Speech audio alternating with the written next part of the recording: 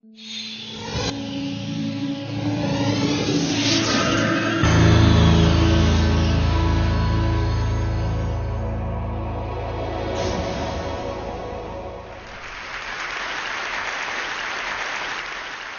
need to make a confession at the outset here. A little over 20 years ago, I did something that I regret, something that I'm not particularly proud of, something that in many ways I wish no one would ever know, but that here I feel kind of obliged to reveal. In the late 1980s, in a moment of youthful indiscretion, I went to law school. Now,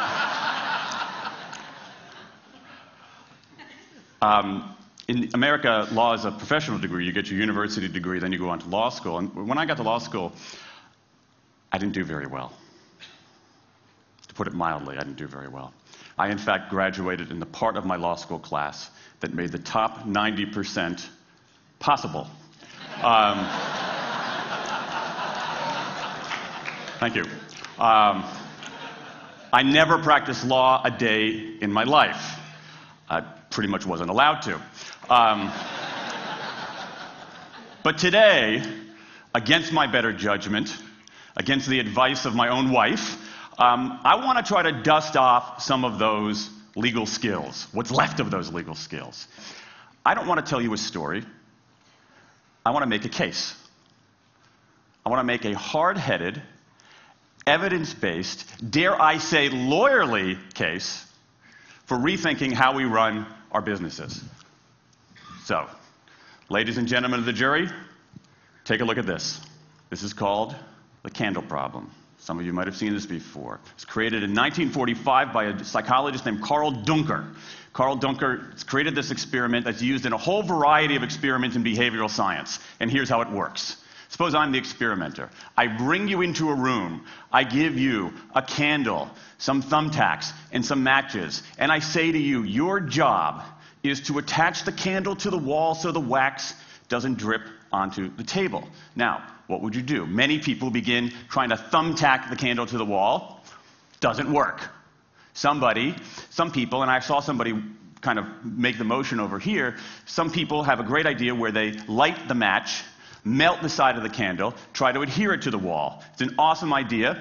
Doesn't work. And eventually, after 5 or 10 minutes, most people figure out the solution, which you can see here. The key is to overcome what's called functional fixedness. You look at that box and you see it only as a receptacle for the tacks, but it can also have this other function as a platform for the candle. The candle problem. Now, I want to tell you about an experiment using the candle problem done by a scientist named Sam Glucksberg, who's now at Princeton University in the US. This shows the power of incentives. Here's what he did. He gathered his participants and he said, I'm going to time you how quickly you can solve this problem.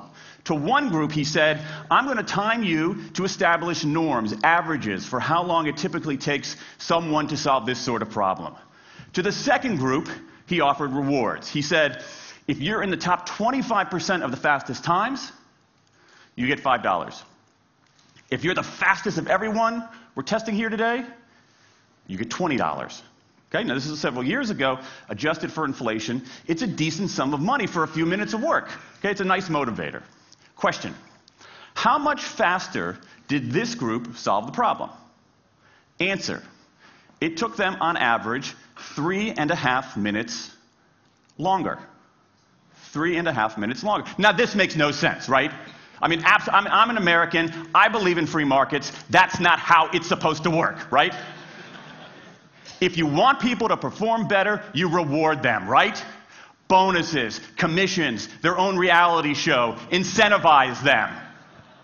That's how business works. But that's not happening here. You've got an incentive designed to sharpen thinking and accelerate creativity, and it does just the opposite.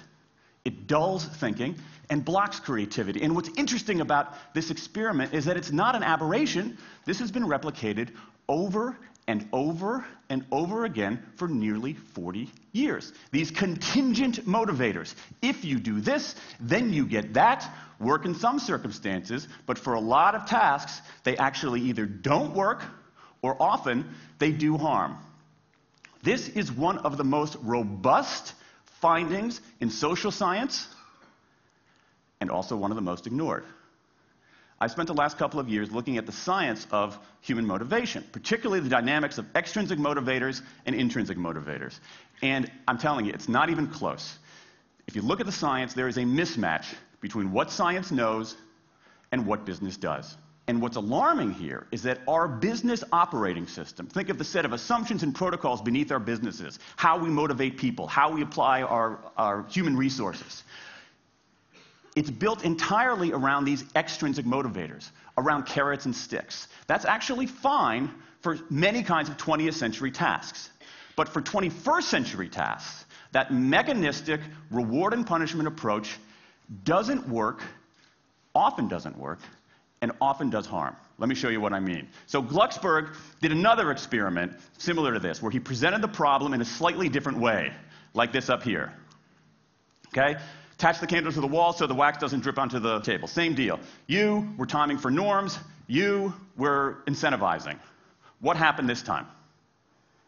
This time, the incentivized group kicked the other group's butt. Why?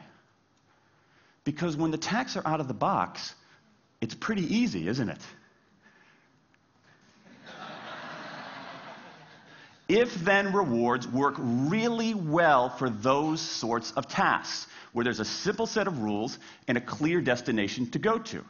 Rewards, by their very nature, narrow our focus, concentrate the mind. That's why they work in so many cases. And so for tasks like this, a narrowed focus where you just see the goal right there, zoom straight ahead to it, they work really well. But for the real candle problem, you don't want to be looking like this. The solution's not over here. The solution's on the periphery. You want to be looking around. That reward actually narrows our focus and restricts our possibility. Let me tell you why this is so important. In Western Europe, in many parts of Asia, in North America, in Australia, white-collar workers are doing less of this kind of work and more of this kind of work. That routine, rule-based, left-brain work, certain kinds of accounting, certain kinds of financial analysis, certain kinds of computer programming, has become fairly easy to outsource, fairly easy to automate. Software can do it faster. Low-cost providers around the world can do it cheaper. So what really matters are the more right-brain, creative, conceptual kinds of abilities. Think about your own work. Think about your own work. Are the problems that you face, or even the problems we've been talking about here, are those kinds of problems, do they have a clear set of rules and a single solution? No. The rules are mystifying. The solution, if it exists at all, is surprising and non-obvious. Everybody in this room is dealing with their own version of the candle problem.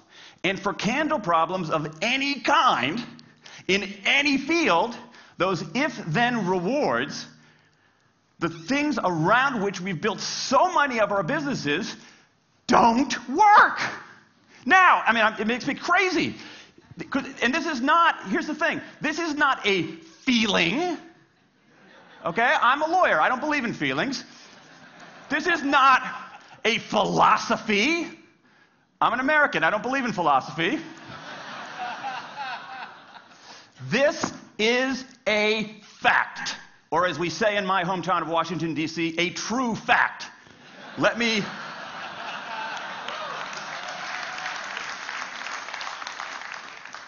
give you an example of what I mean. Let me marshal the evidence here, because I'm not telling you a story. I'm making a case, ladies and gentlemen of the jury. Some evidence. Dan Ariely, one of the great economists of our time, he and 3 colleagues did a study with some MIT students. They gave these MIT students a bunch of games that involved creativity and motor skills and concentration. And they offered them for performance 3 levels of rewards.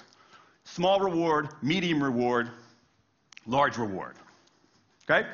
Do really well, you get the large reward, on down. What happened? As long as the task involved only mechanical skill, bonuses worked as they would be expected. The higher the pay, the better the performance. Okay? But once the task called for even rudimentary cognitive skill, a larger reward led to poorer performance. Then they said, okay, let's see if there's any cultural bias here. Let's go to Madurai, India and test this. Standard of living is lower. In Madurai, a reward that's modest by North American standards is more meaningful there. Same deal. A bunch of games, 3 levels of rewards. What happens? People offered the medium level of rewards, did no better than people offered the small rewards. But this time, people offered the highest rewards. They did worst of all. In 8 of the 9 tasks we examined across 3 experiments, higher incentives led to worse performance. Is this some kind of touchy-feely socialist conspiracy going on here? No, these are economists from MIT, from Carnegie Mellon, from the University of Chicago. And do you know who sponsored this research? The Federal Reserve Bank of the United States. That's the American experience. Let's go across the pond to the London School of Economics. LSE, London School of Economics, alma mater of 11 Nobel laureates in economics. Training ground for great economic thinkers like George Soros and Friedrich Hayek and Mick Jagger. Just last month, economists at LSE looked at 51 studies of pay-for-performance plans inside of companies. Here's what the economists there said. We find that financial incentives can result in a negative impact on overall performance. There's a mismatch between what science knows and what business does. And what worries me as we stand here in the rubble of the economic collapse is that too many organizations are making their decisions, their policies about talent and people, based on assumptions that are outdated, unexamined, and rooted more in folklore than in science. And if we really want to get out of this economic mess, and if we really want high performance on those definitional tasks of the 21st century, the solution is not to do more of the wrong things, to entice people with a sweeter carrot or threaten them with a sharper stick. We need a whole new approach. The good news about all this is that the scientists who've been studying motivation have given us this new approach. It's an approach built much more around intrinsic motivation, around the desire to do things because they matter, because we like it, because they're interesting, because they're part of something important. And to my mind, that new operating system for our businesses revolves around 3 elements: autonomy, mastery, and purpose. Autonomy, the urge to direct our own lives. Mastery, the desire to get better and better at something that matters. And purpose, the yearning to do what we do in the service of something larger than ourselves. These are the building blocks of an entirely new operating system for our businesses. I want to talk today only about autonomy. In the 20th century, we came up with this idea of management. Management did not emanate from nature. Okay, management isn't it's not a tree, it's a television set. Okay? Somebody invented it. And it doesn't mean it's going to work forever. Management is great. Traditional notions of management are great if you want compliance. But if you want engagement, self-direction works better. Let me give you some examples of some kind of radical notions of self-direction. And what this means, you don't see a lot of it, but you see the first stirrings of something really interesting going on. Because what it means is, it means paying people adequately and fairly, absolutely. Getting the issue of money off the table, and then giving people lots of autonomy. Let me give you some examples. How many of you have heard of the company Atlassian? Okay, looks like less than half. Atlassian is an Australian software company, and they do something incredibly cool. A few times a year, they tell their engineers, go for the next 24 hours and work on anything you want. As long as it's not part of your regular job. Work on anything you want. So the engineers use this time to come up with a cool patch of code, to come up with an elegant hack. Then they present all of these stuff that they've developed to their teammates, to the rest of the company, in this wild and woolly all-hands meeting at the end of the day. And then, being Australians, everybody has a beer. They call them FedEx days. Why? Because you have to deliver something overnight. It's not bad. It's a huge trademark violation, but it's pretty clever. That one day of intense autonomy has produced a whole array of software fixes that might never have existed. And it's worked so well that Atlassian has taken it to the next level with 20% time, done famously at Google, where engineers can spend 20% of their time working on anything they want. They have autonomy over their time, their task, their team, their technique. Okay? Radical amounts of autonomy. And at Google, as many of you know, about half of the new products in a typical year are birthed during that 20% time. Things like Gmail, Orkut, Google News. Let me give you an even more radical example of it. Something called the results-only work environment, the ROWE, created by 2 American consultants in place at about a dozen companies around North America. In a row, people don't have schedules. They show up when they want. They don't have to be in the office at a certain time or any time. They just have to get their work done. How they do it, when they do it, where they do it, is totally up to them. Meetings in these kinds of environments are optional. What happens? Almost across the board. Productivity goes up, worker engagement goes up, worker satisfaction goes up, turnover goes down. Autonomy, mastery, and purpose. These are the building blocks of a new way of doing things. Now, some of you might look at this and say, that sounds nice, but it's utopian. And I say, nope. I have proof. In the mid-1990s, Microsoft started an encyclopedia called Encarta. They had deployed all the right incentives. All the right incentives. They paid professionals to write and edit thousands of articles. Well-compensated managers oversaw the whole thing to make sure it came in on budget and on time. A few years later, another encyclopedia got started. Different model, right? Do it for fun. No one gets paid a cent or a euro or a yen. Do it because you like to do it. Now, if you had, just 10 years ago, if you had gone to an economist anywhere and said, hey, I got these 2 different models for creating an encyclopedia. If they went head-to-head, who would win? 10 years ago, you could not have found a single sober economist anywhere on planet Earth who would have predicted the Wikipedia model. This is the titanic battle between these 2 approaches. This is the Ali Frazier of motivation, right? This is the Thrilla in Manila, all right? Intrinsic motivators versus extrinsic motivators. Autonomy, mastery, and purpose versus carrots and sticks. And who wins? Intrinsic motivation, autonomy, mastery, and purpose in a knockout. Let me wrap up. There's a mismatch between what science knows and what business does. And here's what science knows. 1. Those 20th century rewards, those motivators we think are the natural part of business, do work, but only in a surprisingly narrow band of circumstances. 2, those if-then rewards often destroy creativity. 3, the secret to high performance isn't rewards and punishments, but that unseen intrinsic drive, the drive to do things for their own sake, the drive to do things because they matter. And here's the best part. Here's the best part. We already know this.